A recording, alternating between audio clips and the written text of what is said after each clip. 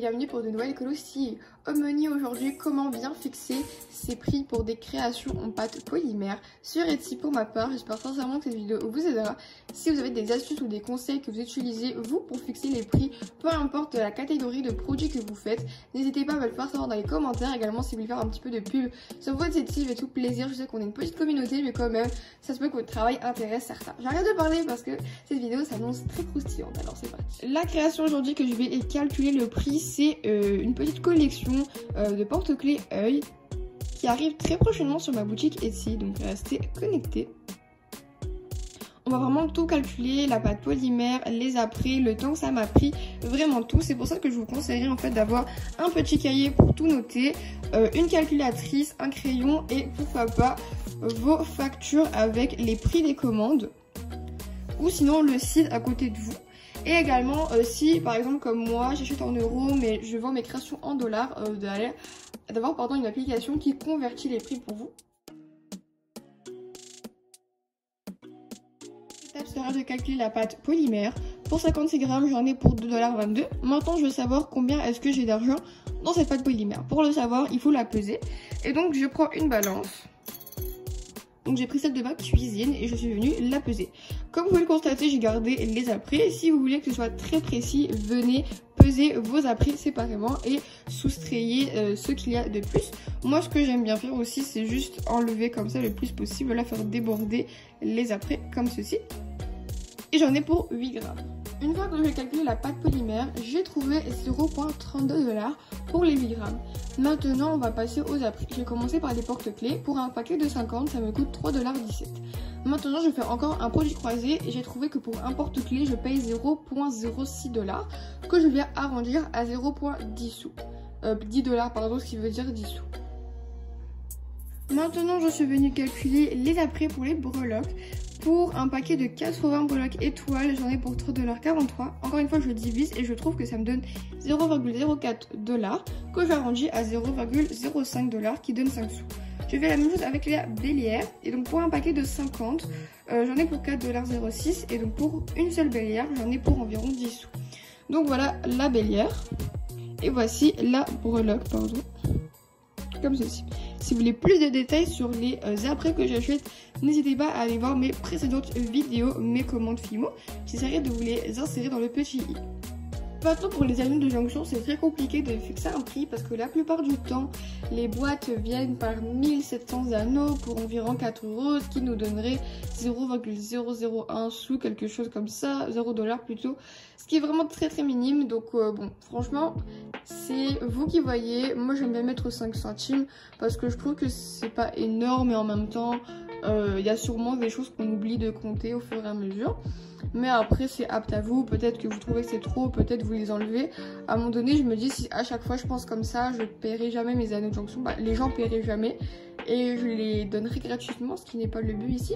Donc franchement peut-être que j'arnaque mais ce n'est pas mon but, c'est juste que sinon en fait je me rembourse jamais mes anneaux. Et donc la création coûterait 0,62 $. On est d'accord que c'est un petit peu impossible parce que on va pas se le cacher, il y a d'autres facteurs à prendre en considération. Ça c'est le prix que moi ça m'a coûté pour acheter les après et pour les mettre dans ma création. Après il faut pas oublier que moi je les ai fait séparément, que j'ai rajouté les détails. Ah oui j'ai même des paillettes que j'ai pas comptées, mais bon en même temps on va pas s'amuser à compter les paillettes au millimètre. Et aussi du vernis qu'on peut compter. Mais comme j'ai dit moi je les ai mis un petit peu dans les anneaux, on va dire c'est un total. Donc voilà, comme je vous ai dit qu'on oublie de payer les trucs, ça peut être le vernis, ça peut être les paillettes. Mais c'est très précis et pour l'instant j'ai pas envie d'être comme ça, j'ai pas envie de compter le centime près. Mais après encore une fois il faut être comme vous voulez, hein, c'est du business tout ça, mais c'est apte à vous. Maintenant vient l'étape un peu plus compliquée qui sera de se fixer un salaire. Pour cela il faut prendre en considération le nombre d'années qui sera l'expérience, le temps que la création nous aura pris plutôt, la demande, est-ce que c'est une création qui est très demandée sur ma boutique ou est-ce que c'est une nouvelle collection, et aussi il y a plein de facteurs à prendre en considération, mais ça c'est vraiment les 3 choses de base. Personnellement je me paye 12 $ de l'heure, ce qui veut dire 2 $ par année d'expérience. parce que ça fait 6 ans que je fais de la Fimo. Par la suite, pour une création qui m'a pris 15 minutes, je viens vers un produit croisé et je trouve 3 $.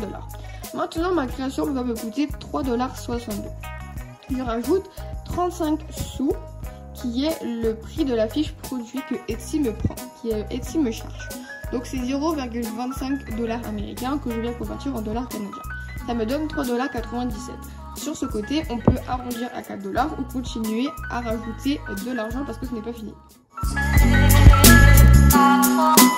Maintenant, une chose à savoir, c'est que Etsy peut prendre jusqu'à 35% de vos profits. Je m'explique. Ils peuvent commencer par prendre environ, je pense, c'est 10, 15 à 20% de votre prix. Donc par exemple, j'ai fixé mon prix à 4 $, et bien ils vont prendre 15% de ce 4 $ là qui veut faire 0,6 $, donc 6 sous. Je pense pas qu'ils arrondissent parce que ce sont des machines, donc on va faire comme eux, on va pas arrondir. Par la suite, en fait, ils vont venir prendre 20% des shipping. Il faut savoir que personnellement, les shipping, quand vous les payez, je n'en prends aucun argent, aucun centime, je ne fais pas de profit. En plus, c'est Etsy qui calcule pour moi les envois. Donc par exemple, si vous êtes aux États-Unis, que vous payez 8 $ pour les shipping, et ben moi, je vais tout donner à la poste et j'ai rien pris. Donc pourquoi est-ce que Etsy prend 20% de vos 8 $ à vous? Donc il m'arnaque encore plus, il m'enlève 20% en plus de mon prix. C'est pour ça que je dois le calculer également. Donc, on va rajouter les frais d'envoi. Je fais une moyenne de 7 $. La plupart des personnes qui achètent chez moi, c'est Canada et États-Unis. Donc, je fais une moyenne de 7 $. Après, bien sûr, ça peut changer, ça peut varier voilà, selon les pays. Une fois que je fais 20% de 11 $, ça me donne 2,20 $.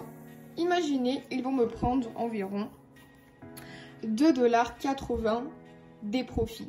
Des profits que moi, je n'aurais jamais gagnés. Et des profits que moi, je n'aurais jamais pris en considération.